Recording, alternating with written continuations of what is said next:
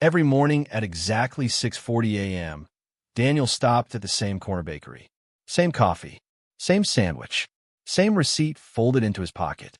He didn't look at the street at first, but he always felt her presence before he saw her. She sat beneath the broken bus stop sign, wrapped in a gray coat that had long since forgotten its original color. Her eyes never begged. That was the part that stayed with him. And when he placed the food beside her, she always said the same two words. "Thank you, Daniel." What he didn't know was why she knew his name. And that question would haunt him far sooner than he expected. He'd never asked her name. Not once in 3 years. It wasn't cruelty. It was fear. Names made things real. Real things demanded responsibility. She never asked for more food. Never complained. Never explained how she ended up there. But one winter morning, Daniel noticed something different. Her hands were shaking violently, and tucked beneath her sleeve was a hospital bracelet, one that stopped his heart when he read the date. The bracelet was fresh, 2 days old. Daniel's mind raced. Hospitals meant records. Records meant identity. But when he looked back up, she had pulled her sleeve down and turned her face away.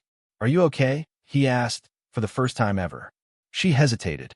Then she whispered, "I will be." But her voice cracked on the last word, and Daniel realized he had just crossed a line he could never uncross. That night, Daniel couldn't sleep. He replayed the moment over and over. Her hesitation, her tone, the way she avoided his eyes. The next morning, he broke his own rule. "What's your name?" he asked. She froze. For a moment, Daniel thought she wouldn't answer at all. Then she said it, and the name hit him like a punch to the chest, because it was a name he had not heard in 20 years. "Margaret," she said softly. Daniel staggered backward. Margaret, the same name as his mother. The same name on the gravestone he hadn't visited since the funeral. The woman watched his reaction carefully, like she was waiting for something. Then she said, "I wondered when you'd ask." And that's when Daniel realized she knew far more about him than she should. Margaret reached into her coat and pulled out an envelope. It was old, yellowed, folded and refolded until the creases threatened to tear. "I was going to give you this years ago," she said, "but I wasn't sure you'd come back." Daniel's hands trembled as he took it. His name was written on the front, in handwriting he recognized instantly. His mother's. Daniel didn't open it right away. He stood there, staring at it, while the city rushed past him like nothing had changed. Margaret watched him with quiet intensity. "You should read it alone," she said. "Why?" he asked. Her answer came after a pause that lasted too long. "Because it explains why I'm here." And suddenly, the past he buried was knocking at his door. Daniel opened the letter that night. The first line shattered him. "Daniel, if you're reading this, it means I failed to protect someone I love." His chest tightened. The letter spoke of secrets, of guilt, of a woman she had abandoned to protect her own son. And at the bottom, one final sentence. "Please forgive Margaret." Daniel dropped the letter, because forgiveness was something he didn't know how to give. The next morning, Daniel didn't bring food. He brought answers. "Why didn't you tell me?" he demanded. Margaret looked down. "Because you were happy," she said, "and I didn't want to ruin that." Her voice trembled. "But now, I don't have much time." That's when Daniel noticed her breathing. Shallow, labored, and suddenly, everything felt urgent. "She's dying." The doctor's words echoed in Daniel's ears. Late-stage cancer. No insurance. No family listed. Daniel sat in the hospital chair, staring at the woman he had passed every day for 3 years without knowing her story. "How long?" he asked. The doctor hesitated. "Months," he said. "Maybe less." Daniel clenched his fists. Because for the first time, walking away wasn't an option. Daniel had a choice. He could help quietly, pay for care, disappear again. Or he could bring her into his life fully. One option was safe. The other would change everything. Margaret watched him from the hospital bed, eyes filled with something dangerously close to hope. Daniel opened his mouth to answer, and stopped himself at the last second. The nurses stared. His neighbors whispered. Daniel ignored them all as he helped Margaret into his apartment. She touched the walls like she didn't believe they were real. "You don't have to do this," she said. "I know," Daniel replied, but he did it anyway, and the consequences arrived faster than he expected. 3 days later, Someone knocked on Daniel's door.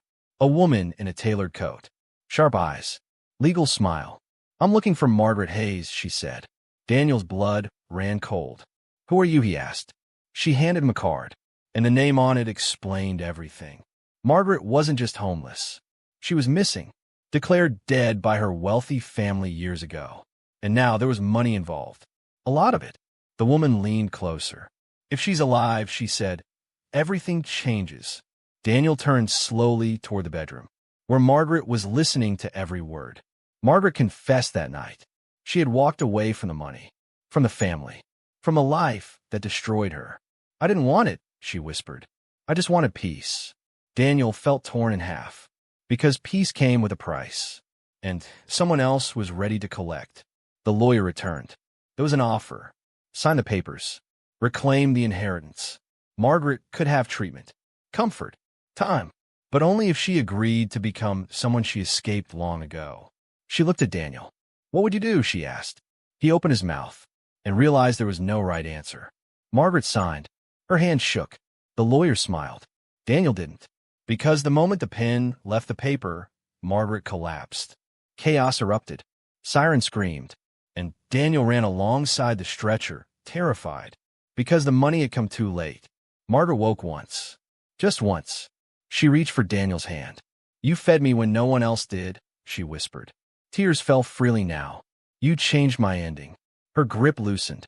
The monitors slowed, and the woman from the street finally found rest. The city felt louder without her. The bus stop was empty. Daniel still bought 2 coffees every morning. One he never drank. But then a letter arrived. Sealed. Official. And addressed to him. From Margaret. Margaret had left everything to Daniel. Not the money, but the foundation, the shelters, the outreach programs. "You see people," her letter said. "Now help the world do the same." Daniel folded the letter slowly and made a promise he would keep. 3 years later, the corner looked different. So did Daniel. The bus stop had benches now. Heat lamps. Volunteers. But one thing stayed the same. Daniel still arrived at 6:40 a.m. And this time, someone was waiting. A young woman. Hungry. Silent. He placed the food beside her. She looked up. "Thank you," she said. And Daniel felt the circle close. "What's your name?" Daniel asked gently. She hesitated, just like Margaret once had. Then she spoke, and Daniel smiled, because sometimes the smallest question is the beginning of everything. People said Daniel was a hero. He never corrected them, but he knew the truth. He wasn't special. He was just consistent.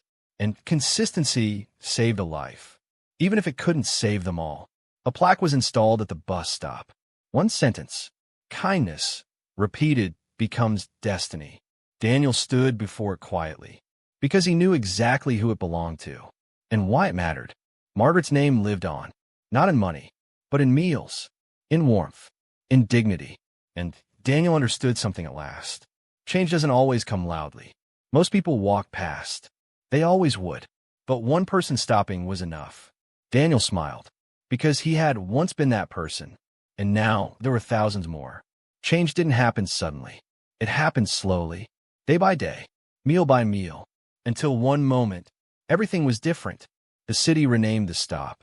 Margaret's Corner. Daniel watched from across the street. Anonymous. Exactly how she would have wanted. Because some heroes never asked to be seen. Daniel placed 2 coffees down. One for him, one for her. The wind stirred softly, and for a moment, it felt like she was still there. He fed the same homeless woman for 3 years, believing nothing would ever change. Until it did. And in changing her ending, he rewrote his own.